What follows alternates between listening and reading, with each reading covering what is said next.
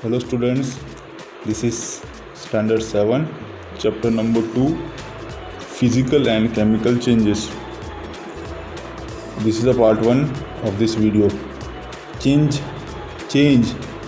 is a permanent feature in nature and in everyday lives. Means हमारी daily हर रोज़ की life में जो change होता है ये एक परमानेंट फीचर है जो हम हर चीज़ में देखते हैं. Means everything is changing continuously and this change is the permanent. Nothing is permanent but this change in shape, size, structure of many things or many processes. This is the only thing that is permanent, and each and everything is non-permanent. For example, means we can say burning of fuel, cooking of rice, formation of curd from milk.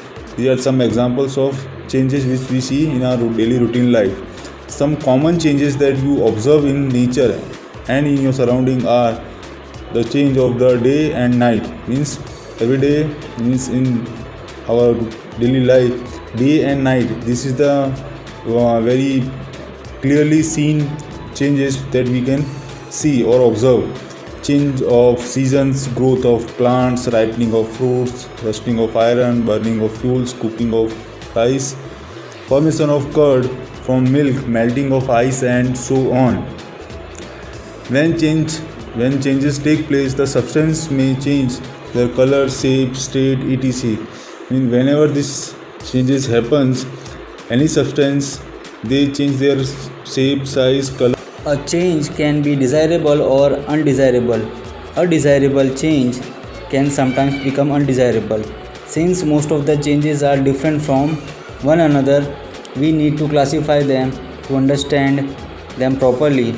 Change can be classified in many ways. Means change जो होते हैं वो दो तरह के हो सकते हैं. दे कैन बी डिज़ायरेबल और अनडिज़ायरेबल.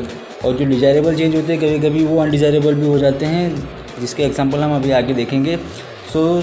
लेकिन मोस्ट ऑफ जो चेंजेस होते हैं ये सब एक दूसरे से डिफरेंट होते हैं.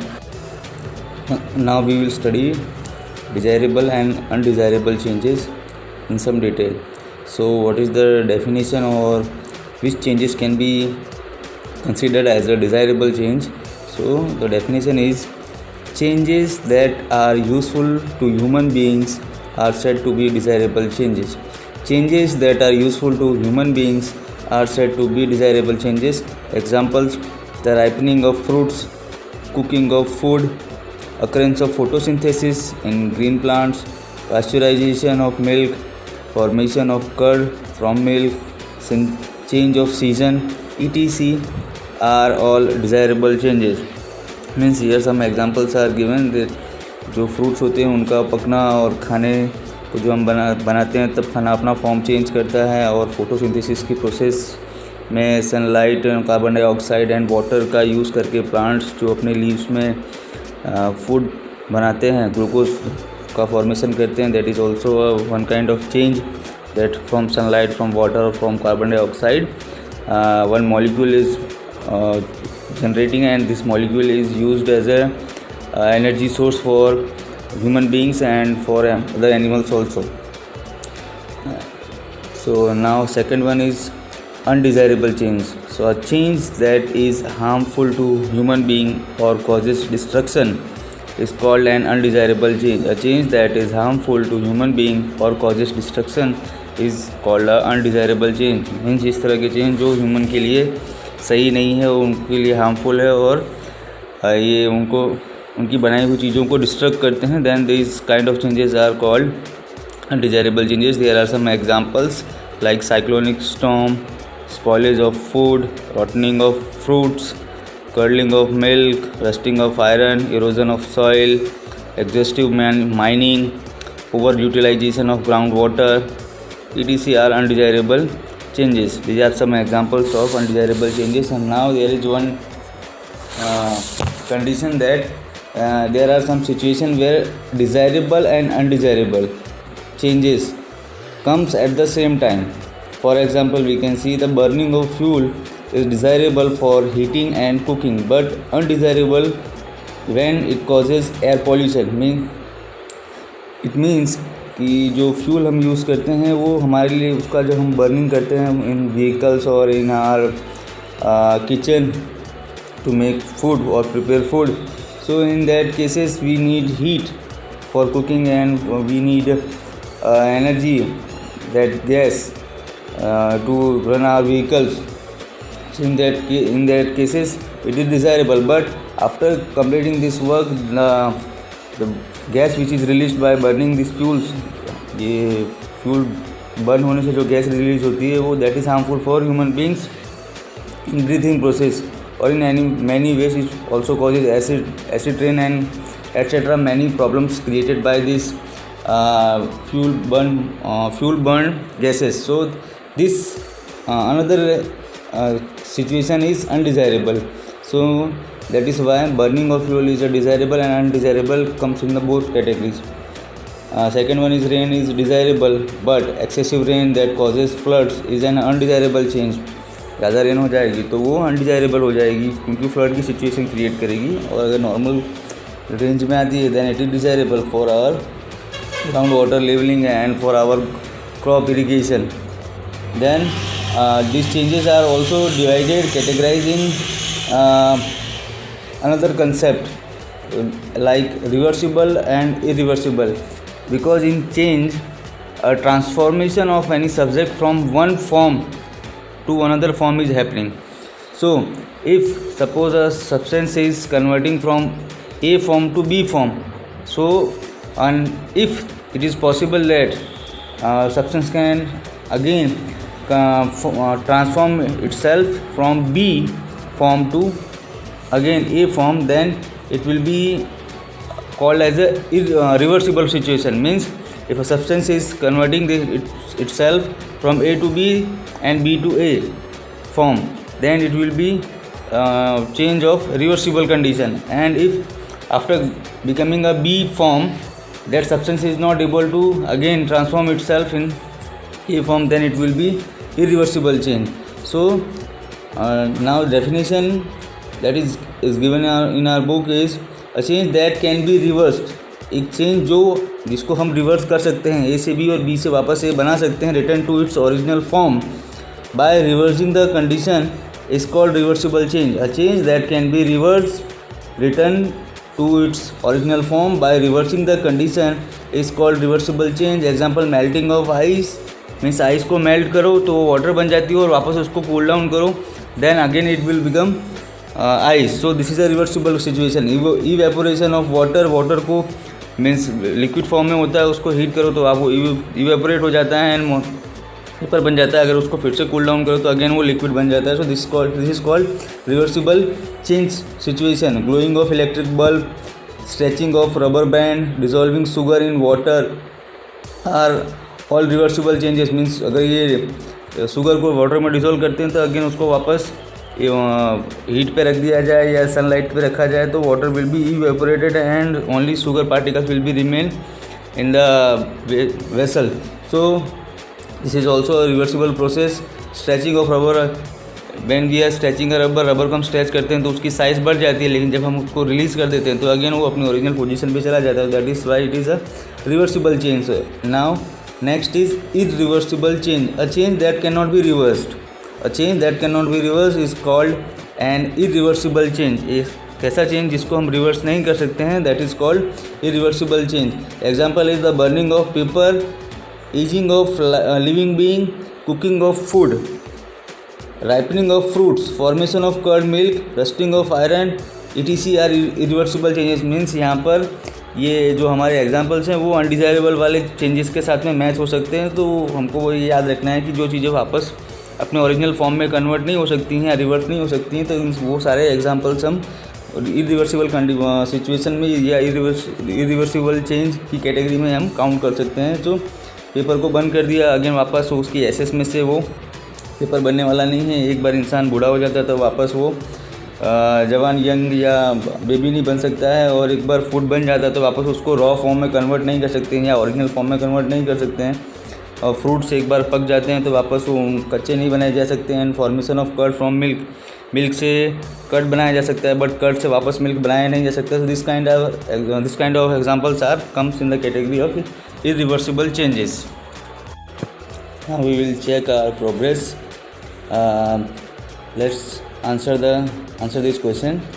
Tick the type of change that occurs in the following cases. Tick the type of change that occurs in the following cases. Drying of clothes, is it desirable or undesirable? So it's a desirable change. Rusting of iron, is it desirable or undesirable? So iron rusting is not good for human beings, so undesirable. Erosion of soil, desirable, undesirable.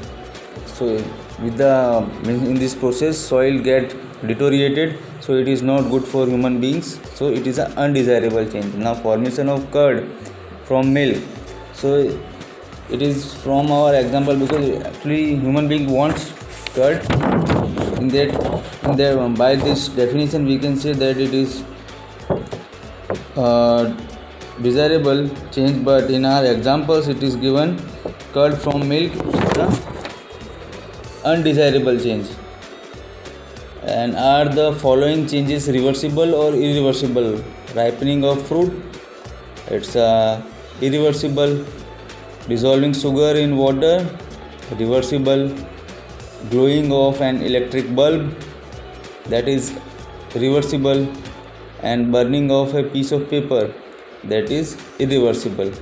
Now we will go to the next topic, that change are again classified in another concept form, physical and chemical changes. So you have just learned about the type of general changes. हमने जो अभी तक देखे हैं वो सारे general common changes थे. These are for the understanding of concept. Now we will go in deep by the understanding of chemistry concepts. So however, in chemistry, changes are mainly of two types, physical changes and chemical changes. A physical change is a change in which no new substance is formed. A physical change is a change in which no new substance is formed. Means कोई भी नया substance बनता नहीं है लेकिन फिर भी उसके अंदर चेंजेस आते हैं, तो उसको फिजिकल चेंज बोलते हैं. मीन्स बाहर से अगर उसका शेप, साइज़, इस तरह का फॉर्म, कलर वगैरह ये चेंज होता है तो उसको फिजिकल चेंजेस में काउंट किया जाता है. या फिर ऐसा बोल सकते हैं कि जो फिजिकल प्रॉपर्टीज़ होती हैं किसी भी सब्सटेंस की वो चेंज होती हैं तो उसको फिजिकल चेंज की कैटेगरी में काउंट करते हैं. एंड इन केमिकल चेंजेस की जो कैटेगरी होगी उसके अंदर जो मॉलिक्यूल्स, एटम्स जो होंगे वो रिएक्ट करेंगे एक पर्टिकुलर अदर सब्सटेंस के साथ में, या हीट की सिचुएशन में, या particular heat, temperature and pressure की सिचुएशन में, या वो अपने आप को चेंज करेंगे. उनके इलेक्ट्रॉन्स के बीच में केमिकली रिएक्शन होगी, then they will form another type of substance, तब उसको केमिकल चेंज बोला जाएगा. So here in physical change all changes of states, जितने भी स्टेट्स के चेंज हैं वो सारे फिजिकल चेंज मीन सॉलिड से लिक्विड, लिक्विड से गैस, गैस से वापस अगेन सॉलिड में कन्वर्ट होता है. So when water is cooled it freeze to form ice, when left in the open ice melts and change back to water. तो similarly when water is boiled it changes to water vapour, steam, and when water vapor is cooled it condensed back to liquid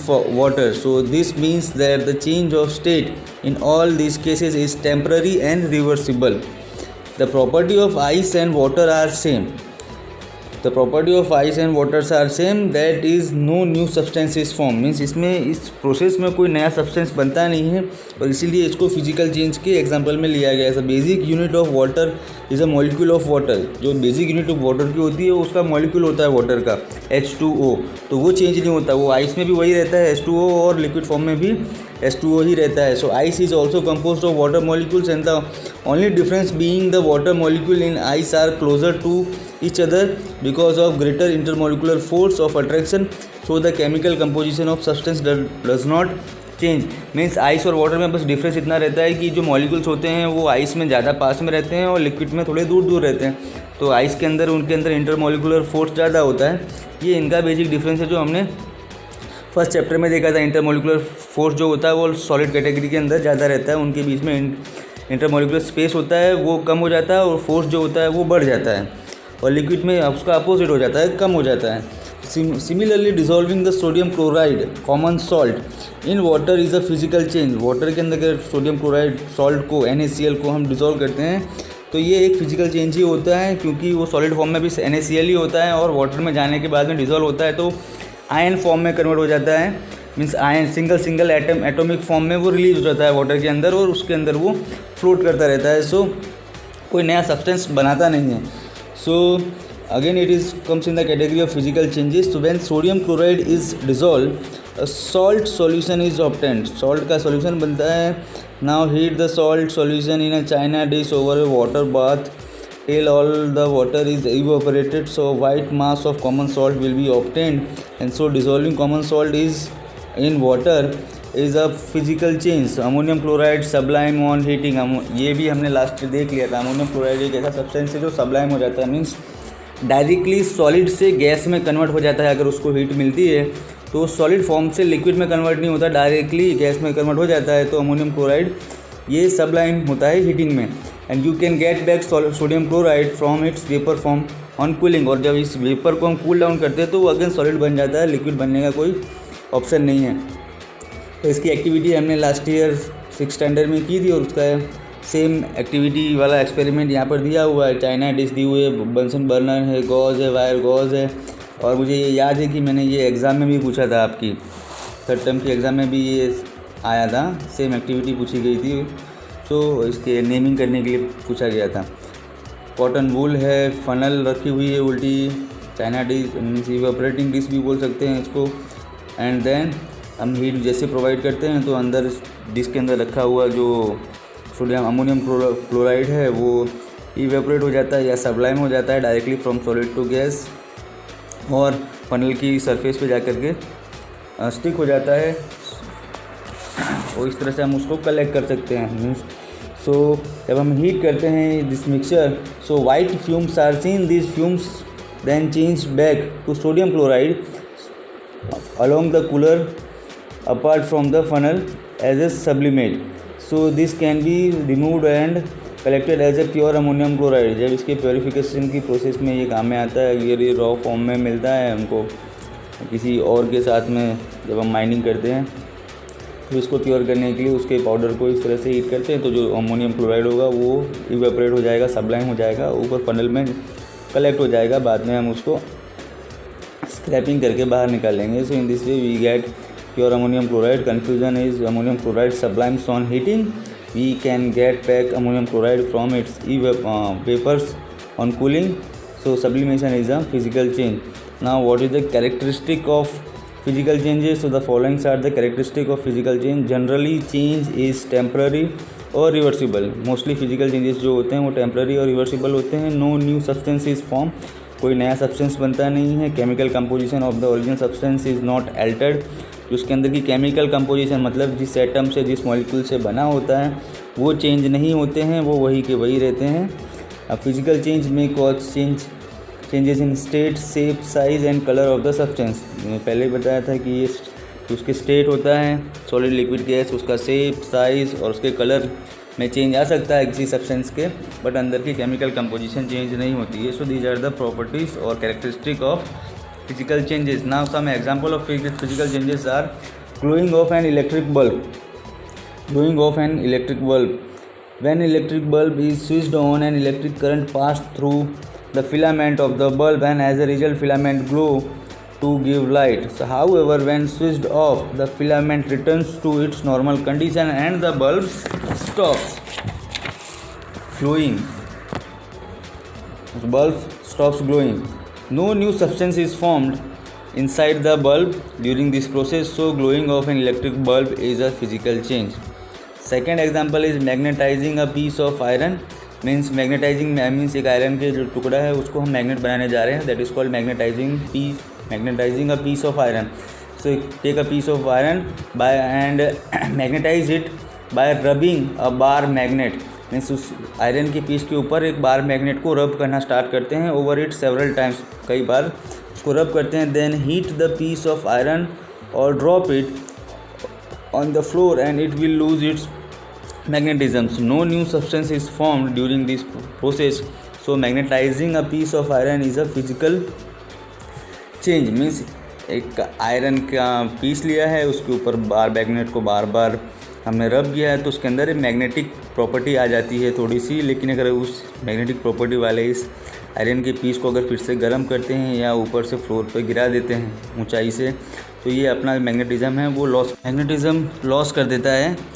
और means ऊपर से जब भी इस तरह के magnets को फेंका जाता है तो अपने जो मैग्नेटिज़म हमने अभी जनरेट किया था वो चला जाता है, और कोई भी नया सब्सटेंस इस प्रोसेस के दौरान बनता नहीं है। Next example is breaking of a glass tumbler.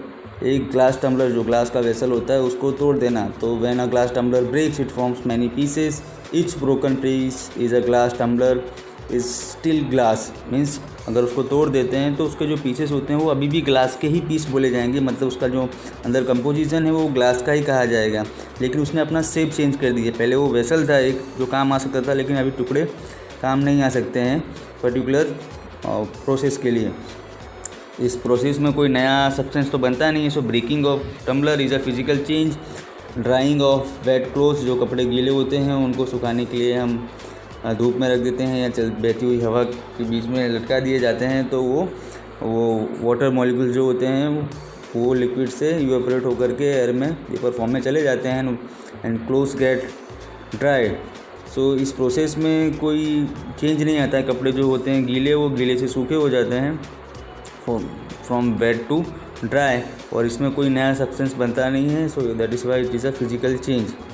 Now sublimation, again sublimation we have explained from the activity 1. In activity 1 we have already explained sublimation. Ammonium chloride होता है camphor sublime substance, and that is when heated this substance directly changes into gaseous state without passing through the liquid state.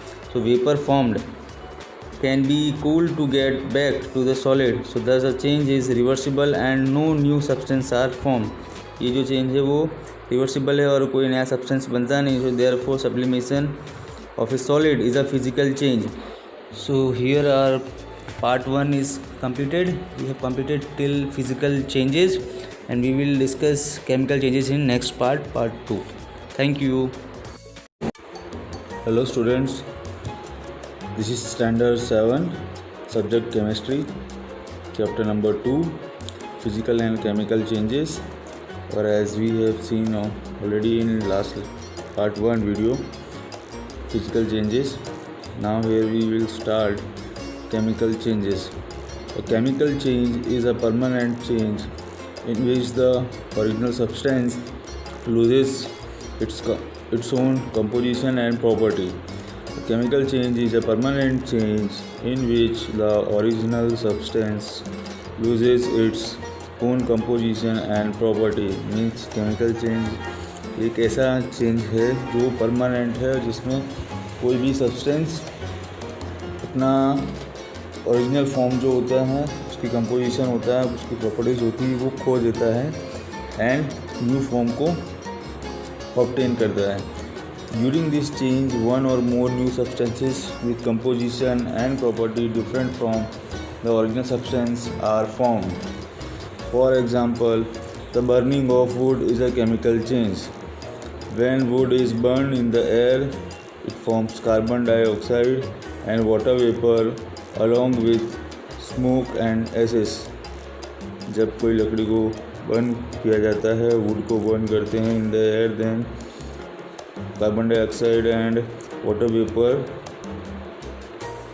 के साथ में smoke और ashes भी produce होते हैं. So these are the new form of substance which are obtained or transformed in this process. Heat and light are also evolved. Heat और light भी इसमें generate होती है, and the molecule of wood and oxygen in the air undergo changes to form the molecules of this new substance. Hence wood के जो substance molecules जो होते हैं वो एयर के molecules ऑक्सीजन के साथ में केमिकल रिएक्शन करते हैं एंड चेंजेस प्रोड्यूस करते हैं. उनके मॉलिक्यूल्स के बीच में ये रिएक्शन होती है और नए मॉलिक्यूल्स बनते हैं, और that is why it is chemical changes. And this is the permanent change and irreversible, क्योंकि एस वापस फिर से वुड में कन्वर्ट नहीं हो सकती है. Thus a burning of wood is a chemical change. Now we will see the characteristic of chemical change. The following are the characteristic of chemical change. The change is permanent and cannot be reversed by simple physical method.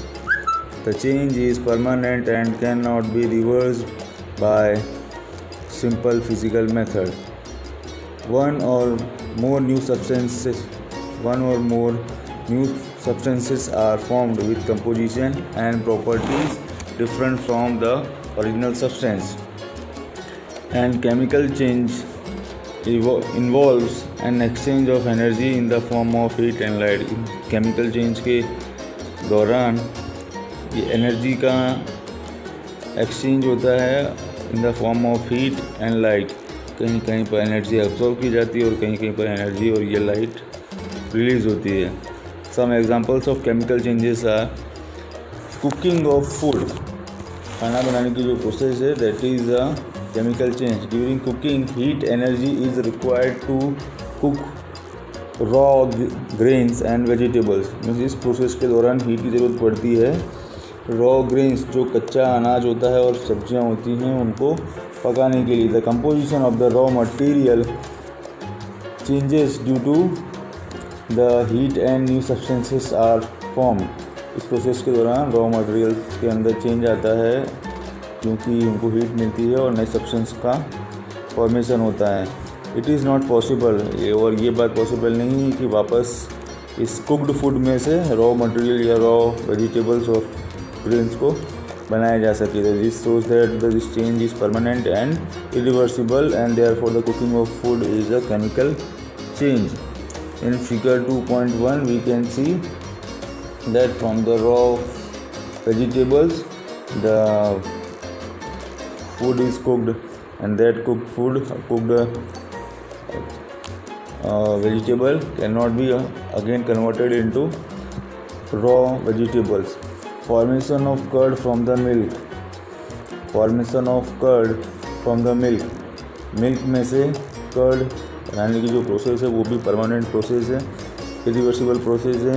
इस process में milk के अंदर जो molecules होते हैं different fat, carbohydrate, proteins and etcetera vitamins, they are converting and forming new molecules and that is why there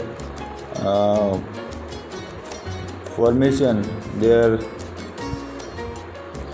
appearance changes and their taste also, means the milk's taste is also changing.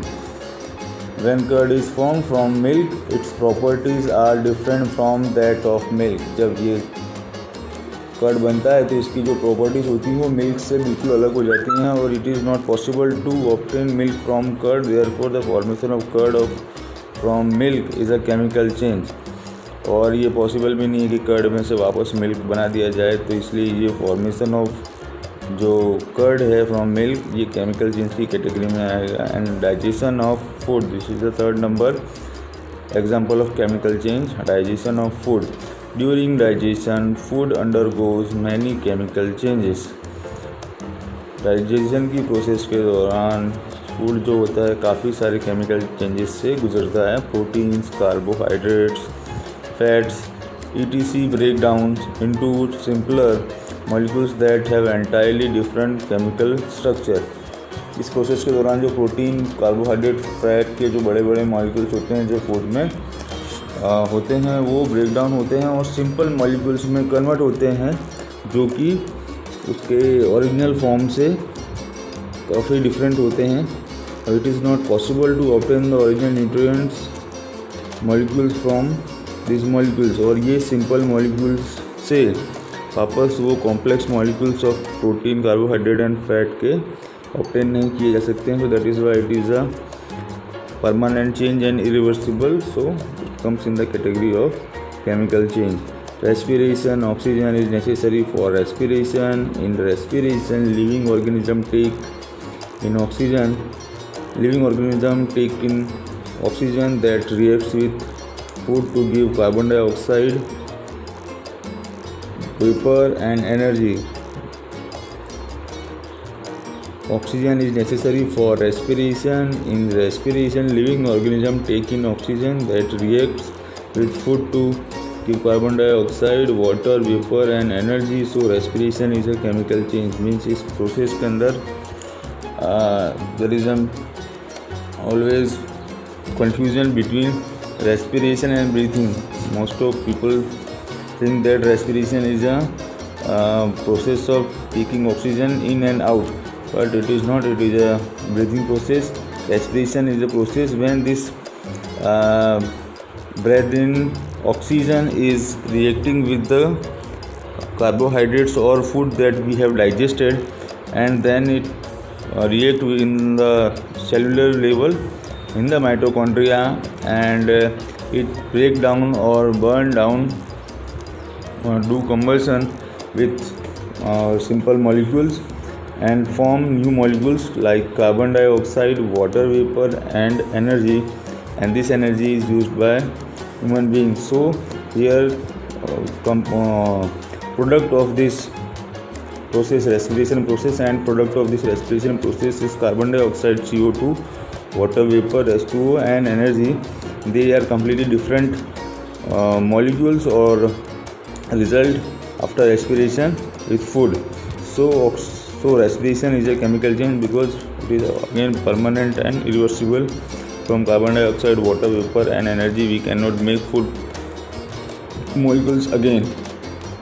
Now 5 number, combination of iron and sulfur. Combination of iron and sulfur.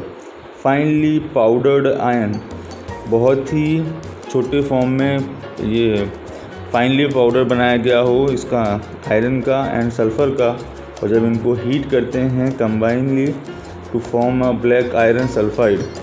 जब ये process होती है कि iron का भी powder लिया जाता है और सल्फ़र का भी पाउडर लिया जाता है, दोनों को हीट करते हैं तो black iron sulphide, black colour का आयरन सल्फाइड जैसा प्रोडक्ट मिलता है. और ये प्रोसेस केमिकल चेंजेस की कैटेगरी में काउंट की जाएगी because iron and sulphurs are combining with each other through a chemical reaction. The composition and property of iron sulfide is completely different from the iron and sulfur. Hence, the formation of iron sulfide from iron and sulfur is a chemical change. Then next is 6 number, rusting of iron. When a piece of iron is left out in the moist air, it slowly changes its dull brittle brown substance called rust. जब एक iron का piece जो होता है वो moist air में छोड़ दिया जाता है in open area, so it slowly changes into dull brittle brown colour substance that is called rust. The formation of rust on the surface of iron is called the rusting of iron. तो ये rust बनने की जो process है उस iron की, इसको rusting of iron बोला जाता है. And the composition and property of the rust are different from the iron.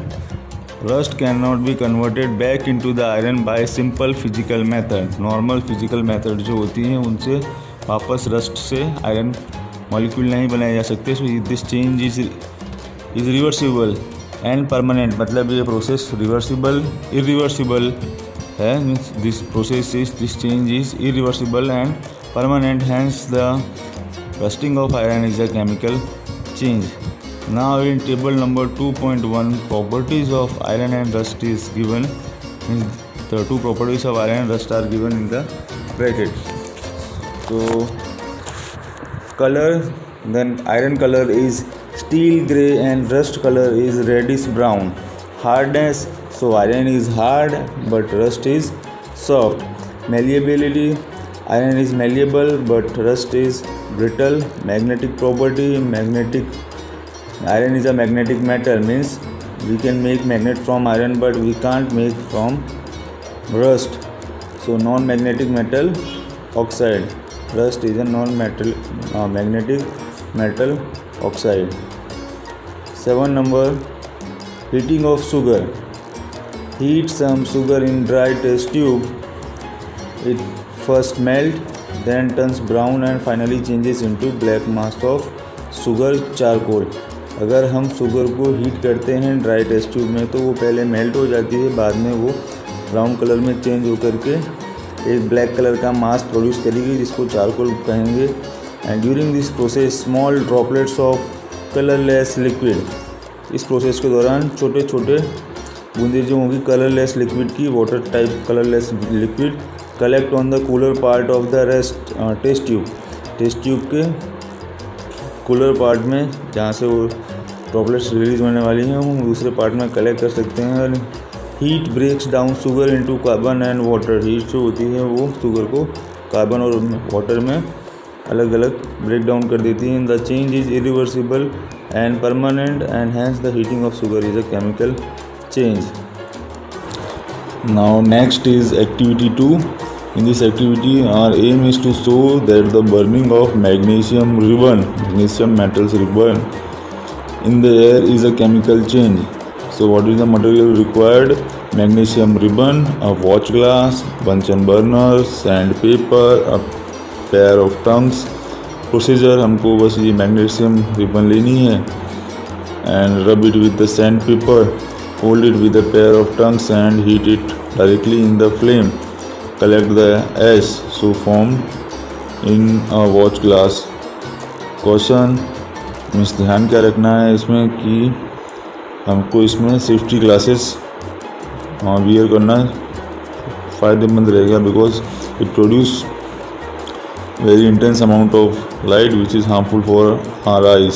So what are the observation? Magnesium ribbon burns with a dazzling white light and changes to ash. This white ash is magnesium oxide. This white ash is a magnesium oxide. Conclusion is magnesium burns in the air to form a new compound, magnesium oxide, and this magnesium oxide cannot be changed back to magnesium ribbon. So this is a permanent and irreversible change. Thus difference between the physical and chemical changes are listed in table number 2.2. Nature of the change. So in physical changes means there is a table of given, and this table is showing the difference between the physical and chemical changes. So what is the nature of these two changes? So physical change is a temporary and can be reversed by simple physical method, but chemical change is permanent and cannot be reversed by simple physical method. Second point, formation of new substance. So in physical change there is no new substance formed, but in chemical changes new substance with different composition and properties are formed. Means chemical change में नए composition वाले substance बनते हैं, उनकी property भी different होती है. Now change involving energy.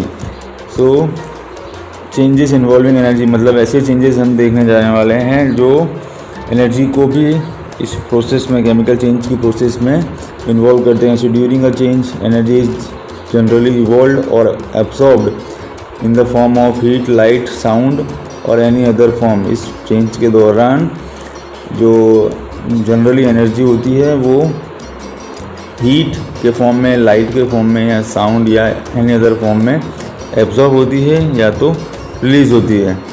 Energy change में take place when there is a physical change. जब फिजिकल चेंज होता है तो एनर्जी चेंज हो सकता है, but the change are general smaller than the energy change take place during the chemical change. तो physical change में जो एनर्जी रिलीज या एब्जॉर्ब होती है उसमें जो चेंज आता है वो केमिकल चेंज में जो एनर्जी प्रोड्यूस होती है उसकी कंपैरिजन में काफ़ी कम होता है. In a physical change two types of processes occurs most often. Physical change में अक्सर दो टाइप की या टू टाइप्स की प्रोसेस होती हैं. One of the process being change of state and other being the dissolving of a substance in liquid. एक process वो होती हैं जिनके अंदर जो सब्सटेंस का स्टेट होता है, solid, liquid and gas, that is change. And other process involve the dissolving of substance, means substance is dissolved completely in liquid. The change of state and dissolving of substance in a liquid involves changes mainly heat energy. In the change of state from solid to liquid, means this is a melting process, solid to liquid, and from liquid to gas, this is a boiling process, and solid or a liquid absorbs some heat energy. So in this process means there are state changing process in which solid is converting into liquid and liquid is converting into gaseous form. In this process energy is required, energy is absorbed, and that is why these states are changed. For example, ice while melting absorbs heat energy. जब ice melt होती है तब वो energy को heat energy को absorb करती है. And the water while boiling absorbs heat energy. और वाटर जो बॉयल होता है उस प्रोसेस में भी वो हीट एनर्जी को एब्जॉर्ब करता है. So water while freezing releases heat energy and water vapour while condensing releases heat energy. और जब वाटर वेपर को हम कंडेंस करते हैं, ठंडा करते हैं, तो तब उसके अंदर से एनर्जी रिलीज़ होती है और ऊपर की दो प्रोसेस में एनर्जी एब्सॉर्ब होती है. So this is a change in energy. All this changes of states are physical changes. ये सारे फिजिकल स्टेट्स जो उनके सब्सटेंस के होते हैं वो चेंज हो रहे हैं. वाटर की फिजिकल स्टेट्स हैं. एंड द एब्जॉर्प्शन और evolution of heat energy is also observed when a substance is dissolved in liquid. जब किसी सब्सटेंस को लिक्विड में डिसॉल्व करते हैं तब भी ये evolution of heat energy observe किया जाता है. ये एब्जॉर्प्शन भी ऑब्जर्व करते हैं. एनर्जी रिलीज्ड इन सब chemical changes while in other it is absorb. Energy की जो रिलीज़ होती है वो केमिकल चेंजेस में कुछ प्रोसेस में एब्सॉर्ब होती है और कुछ प्रोसेस के अंदर रिलीज होती है. ये देखी जा सकती है. Energy in the form of heat and light is released. Heat और लाइट के फॉर्म में एनर्जी रिलीज होती है इन chemical change which involves burning of substance. Energy in the form of sunlight is absorb in the process of photosynthesis. Photosynthesis की process में energy sunlight के form में absorb होती है. It being a chemical change. So when ammonium chloride NH4Cl ammonium chloride dissolved in water, the temperature of solution reduces as heat is absorbed during this chemical change. Ammonium chloride को जब water में dissolve करते हैं तो वो surrounding की जो heat होती है उसको एब्जॉर्ब कर लेता है and then dissolve in the liquid. Now there is last activity of chapter. Activity 3 aim is to show the heat is evolved when water is added to the quicklime means calcium oxide. तो जब calcium oxide में water के साथ में mix किया जाता है तो उसके अंदर से हीट निकलती है. ये हमारा एम है. मटेरियल रिक्वायर्ड एक बीकर चाहिए, quicklime and water. Procedure: take a small quantity of quicklime in a beaker, slowly add water to this and touch the beaker. You will see that, you will observe that beaker is found to get very hot. beaker गर्म हो जाता है. So conclusion is heat is evolved when water is added to quicklime. quicklime में जब water add किया जाता है तो heat बाहर निकलती है. Then again there is a concept map in the 18 number page and it is classified very shortly that what is physical change and what is chemical change. Now you know in heading we see that there are 4 points, means 4 things majorly we learn in this chapter. The changes that occur around us can be classified into different categories: desirable or undesirable, reversible and physical or chemical. A physical change is a temporary and usually reversible. No new substance are formed in chemical changes. Second, chemical change is permanent and usually irreversible. New substances are formed in a chemical change. During a change, energy is generally evolved or absorbed in the form of heat, light, sound, etc. So here our chapter is completing. Part 2 of this chapter is finished now, and in part 3 we will solve the exercise of this chapter. So thank you very much.